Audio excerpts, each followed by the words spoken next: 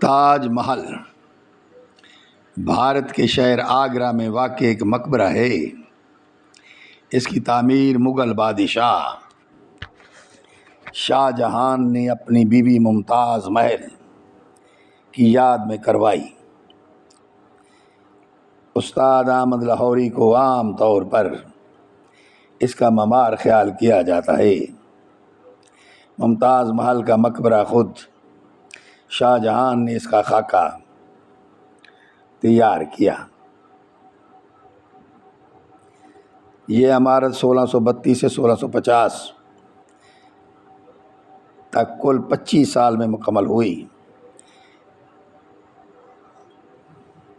اس کی تعمیر میں 4.5 کروڑ روپے صرف ہوئے اور 20,000 معماروں اور مزدوروں نے اس کی تکمیل میں حصہ لیا۔ تمام عمارت سنگ مرمر کی ہے۔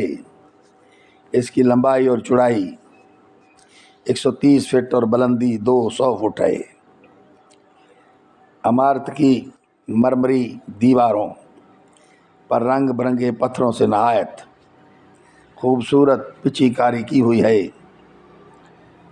مقبرے کے اندر اور باہر پچی کاری کی صورت میں قرآن شریف کی آیات نقش ہیں۔ عمارت کے چاروں کونوں پر ایک ایک مینار ہے۔ عمارت کا چبوترا جو سطح زمین سے 7 فٹ اونچا ہے سنگ سرخ کا ہے۔